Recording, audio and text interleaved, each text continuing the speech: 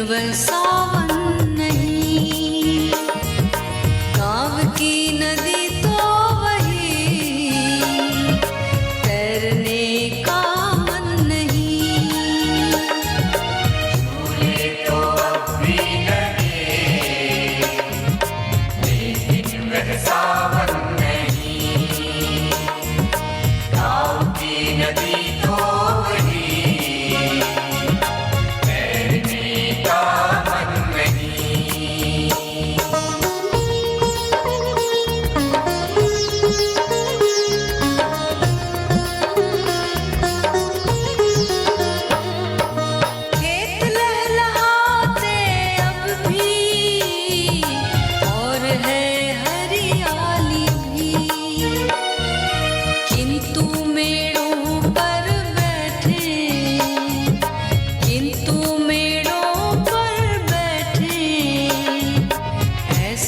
वह बचपन नहीं।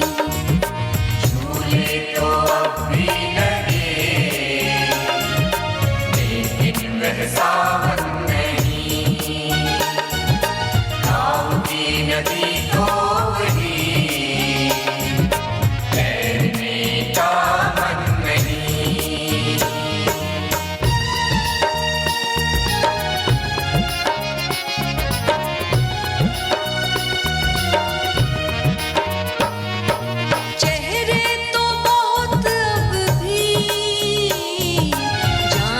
पहचाने सभी, लेकिन उन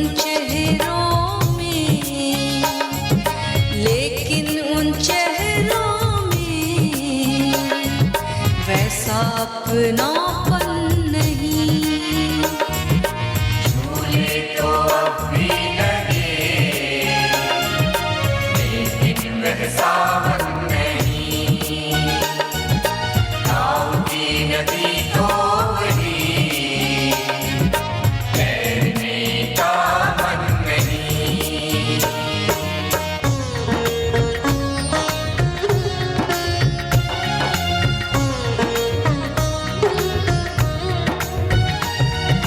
कुटिया साधु की खड़ी,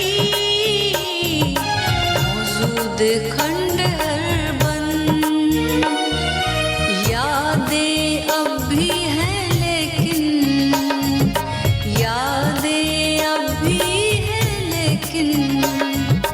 राम रतन का धन नहीं। झूले तो अब भी लगे,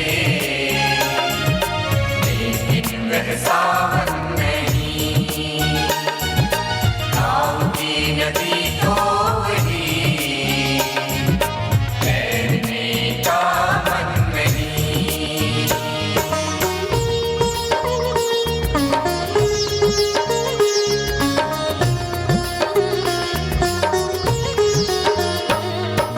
आज भी उठ रहा धुआं, सुबह सुबह कई घरों से, बैठकर ज़मीं पर खाए,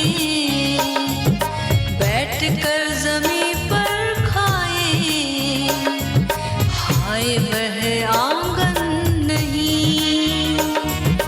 झूले तो अब भी लगे, लेकिन वह सावन नहीं, गाँव की नदी तो वही,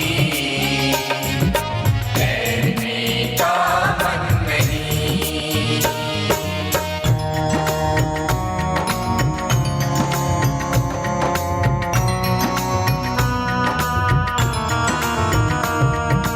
कामिल मुर्शिद ने नई ज़मीं दी, आकाश भी, चांद को देखता रहूं,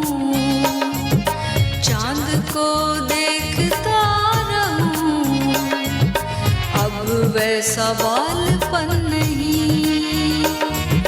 झूले तो अब भी लगे, लेकिन वह सावन नहीं, गाँव की नदी तो वही, तैरने का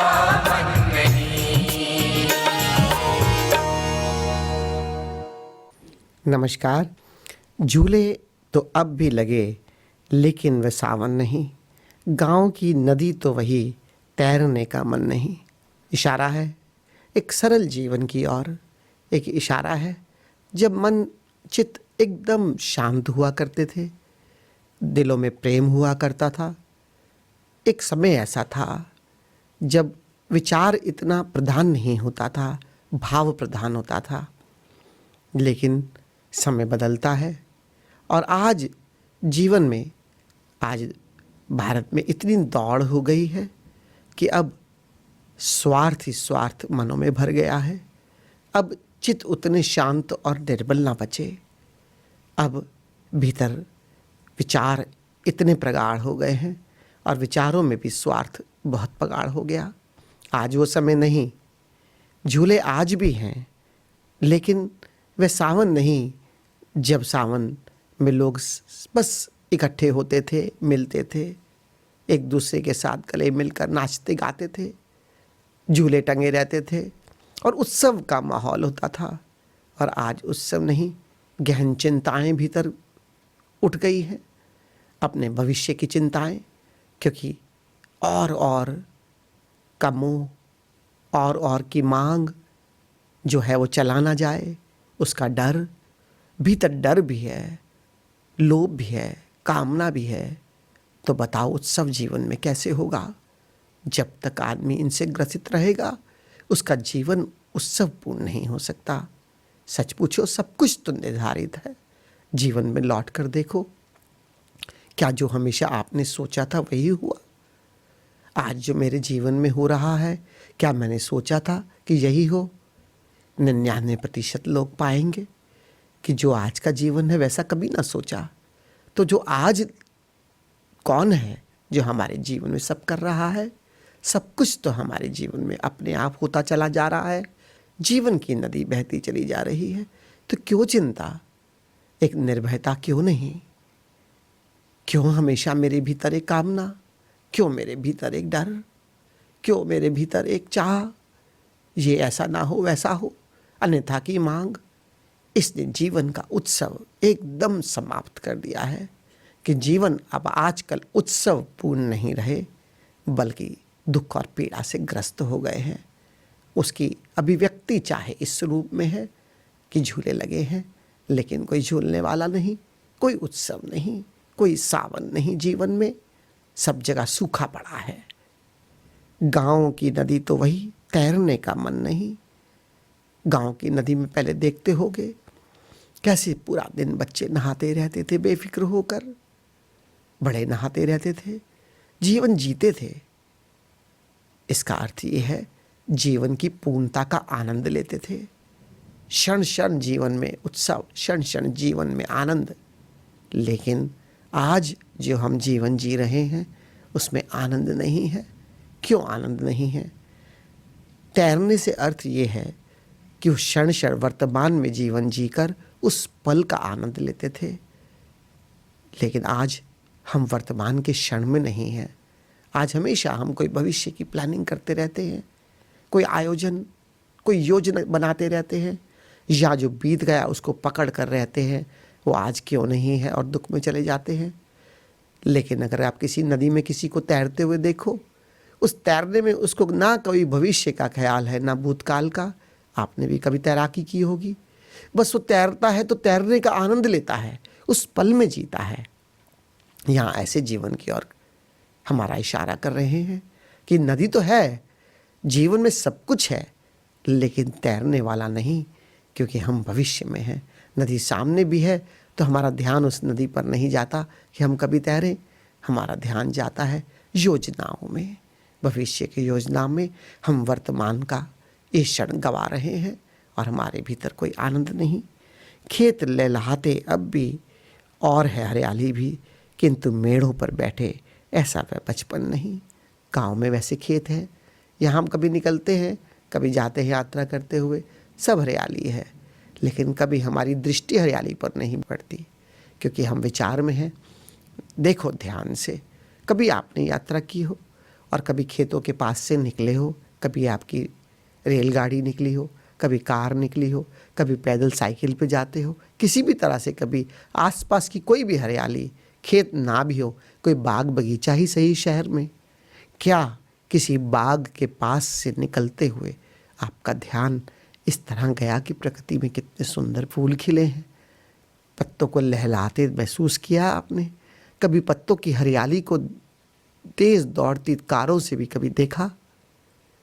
उसके पत्ते कितने ग्रीन, कितने हरे हैं, ऐसा जैसा अभी अभी जन्म लिया हो, क्योंकि कितनी नवीनता है उसमें।